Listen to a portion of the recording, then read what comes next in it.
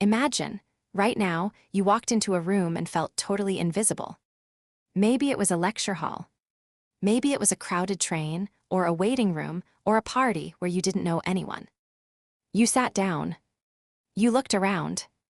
You noticed things. The guy checking his phone too many times. The girl who kept adjusting her clothes. The awkward silence between two people who clearly just had a fight. You noticed all of it. And the whole time, some quiet part of you assumed nobody was noticing you back. That feeling is not a personality trait. It is not shyness or social anxiety or being an introvert. It is rather a measurable, repeatable illusion that happens to almost everyone, almost everywhere, almost all the time. Psychologists gave it a name in 2016. They called it the Invisibility Cloak illusion. And once you understand how it works, you will never sit in a waiting room the same way again. Here is the strange part first. Think about it logically for a second. On average, across an entire population, it is mathematically impossible for people to observe others more than they themselves are observed. Every time you watch someone, you are also, statistically, someone's someone. The math has to balance.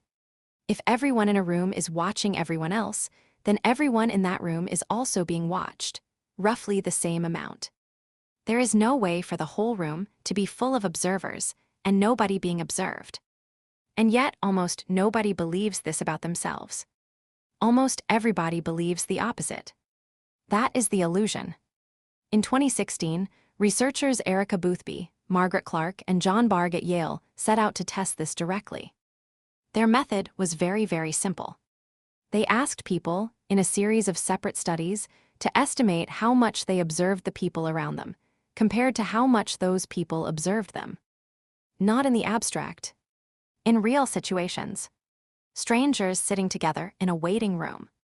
Friends chatting after lunch in a university canteen.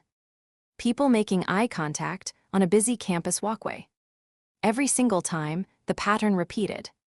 People believed they were the more attentive one. The more observant one. The one doing the watching, while everyone else around them was too absorbed in their own thoughts to watch back. You can probably feel why this happens, even before I explain the mechanism. Think about what it's actually like inside your own head in a public space. You have direct access to every thought you've ever had about the people around you. You noticed her shoes. You noticed his nervous laugh. You noticed the couple arguing quietly near the window. All of that noticing happened inside your mind, in vivid, immediate detail. But you have zero access to what's happening inside anyone else's mind. You can't see their private observations about you. You can't hear the thought that crossed someone's mind 3 seconds after you walked past them. So your own noticing feels enormous and obvious to you, while everyone else's noticing is invisible, silent, and easy to forget even exists. This is close to something psychologists have documented for decades in a related but distinct finding. What researcher Thomas Jailovich and his colleagues at Cornell called the spotlight effect. Jailovich's research showed that people consistently overestimate how much other people notice their appearance, their mistakes, their awkward moments. In one now-famous study, participants wore an embarrassing t-shirt into a room full of strangers, then guessed how many people had noticed it. They guessed far higher than the number who actually had. The spotlight effect and the invisibility cloak illusion are cousins, not twins. One is about believing you're being watched too closely. The other is about believing you're not being watched at all. But they come from the exact same root. You are the center of your own experience. You always have been. Every thought you've ever had has passed through your mind and nowhere else. That makes your own perspective feel like the only one that's real, the only one that's loud, the only one that counts. So which is it? Are you invisible, or are you the center of attention? Here's the uncomfortable answer: neither. You are one person in a room full of people who are each having the exact same experience you are. Each of them thinks they're the quiet observer. Each of them thinks nobody's really looking at them either. Boothby and her team pushed this further in one of their most interesting experiments. They asked almost 100 students at Yale a very specific question. When you make eye contact with a stranger, do you assume it's usually because you noticed them first and they happened to catch you looking? Or because they were watching you and you happened to catch them? Less than a quarter of students believed the second option. The overwhelming majority assumed they were almost always the one doing the noticing. Which means, again, mathematically, most of them were wrong. Somebody has to be on the other end of that eye contact. Somebody has to be the one who looked first. There's a reason this illusion survives so easily, even when the evidence is staring people right in the face. Quite literally, the researchers found that even direct eye contact didn't dispel the illusion. You'd think catching someone's gaze would be undeniable proof that they were watching you too. But people brushed right past it, interpreting even that moment as evidence of their own observational skill rather than evidence they were being observed. Part of the reason is politeness. Think about how you actually behave when you notice someone in public. Do you stare? Almost never. You glance. You take it in quickly, then look away, then pretend to be absorbed in your phone or the view out the window. That's not because you stopped noticing them. It's because staring is socially uncomfortable, so you learned, probably without ever being taught, to observe discreetly. And here's the twist. Everyone else learned the exact same trick.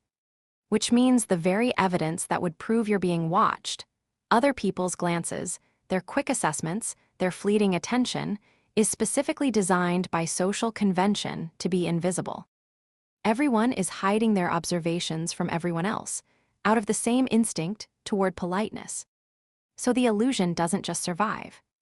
It's actively protected by the very behavior that would otherwise expose it. Boothby's team didn't stop at strangers in waiting rooms. They wanted to know what happens between people who already know each other after a real conversation ends. So they brought in friends, sat them down together, let them talk, then separated them and asked each person the same question. How much do you think about what your friend said to you? And how much do you think your friend is thinking about what you said to them? Once again, the same lopsided pattern showed up. People assumed their own thoughts about the conversation would fade quickly, while assuming the other person's thoughts about them would fade even faster. Boothby called this the thought gap, and it grew larger the more emotionally significant the conversation was.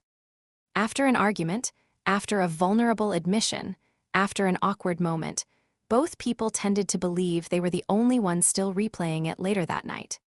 Both were usually wrong. There was one more twist worth knowing. The researchers found that this thought gap was strongest in people who scored high on a trait called rumination, the tendency for thoughts to return again and again on their own, uninvited. If your mind tends to loop back to conversations, replaying what you said and what you probably should have said instead, you are, ironically, the person most likely to underestimate how much space you occupy in someone else's head. The very same looping that makes you replay your own awkwardness is the thing convincing you nobody else is doing it too.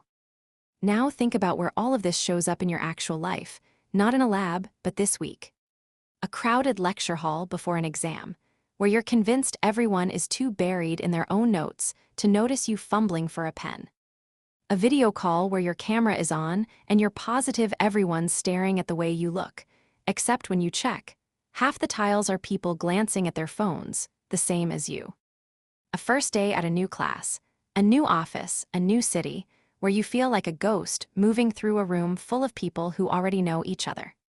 Scrolling your phone at a cafe, telling yourself nobody's paying attention to the fact that you're sitting alone, while 2 tables over, someone is quietly wondering the exact same thing about themselves. Even online, the same asymmetry holds up in a slightly different costume. You read a friend's message, form an entire private opinion about it, then close the chat and move on with your day. Meanwhile, you assume they've already forgotten you replied at all. Neither of you can see the other one thinking. So both of you default to the same quiet, unspoken conclusion. I noticed. They probably didn't. This has a strange emotional cost that most people never connect back to its source. If you walk around genuinely believing you're invisible, unnoticed, unremarkable to everyone around you, that belief doesn't feel neutral. It can feel isolating. It can quietly reinforce the sense that you don't matter to the people around you, that your presence in a room barely registers. But the actual data tells a different story. You leave a conversation, assuming you've already been forgotten. The other person, based on everything Boothby's research found, is very possibly still turning it over in their head that same night. Now think about where this shows up in your actual life. A crowded lecture hall before an exam. A first day at a new class, or a new office, or a new city. Scrolling your phone at a cafe, sitting alone. In every one of those moments, the room is not full of people ignoring you. It's full of people quietly doing the exact same thing you're doing, noticing, assessing, then looking away out of the same instinct for discretion that's keeping your own observations hidden from them. That doesn't mean everyone is thinking deeply about you specifically, and it doesn't mean you should walk into every room performing for an audience. That would just be trading one distortion for another. What it means is quieter than that, and honestly, a little more useful. The invisibility you feel is not a reflection of how invisible you actually are. It's a byproduct of the simple fact that you can only ever see the world from inside your own head, where your own thoughts are the loudest thing in the room. So here's where this leaves you. The next time you sit down somewhere crowded, and that old, familiar feeling creeps in, the sense that you're just background noise in everyone else's story, remember what the data actually says. Somebody near you just clocked what you're wearing. Somebody caught your eye and looked away first, not you. Somebody is going to remember this exact room, this exact moment, and some detail about you they picked up without ever admitting it. You were never as invisible as you felt. You were simply standing in the one spot in the room where you could see everyone else, and nobody could see you seeing them. And that's one more thing you now know about your own mind. Thank you for watching PsychPal, and I'll see you in the next one.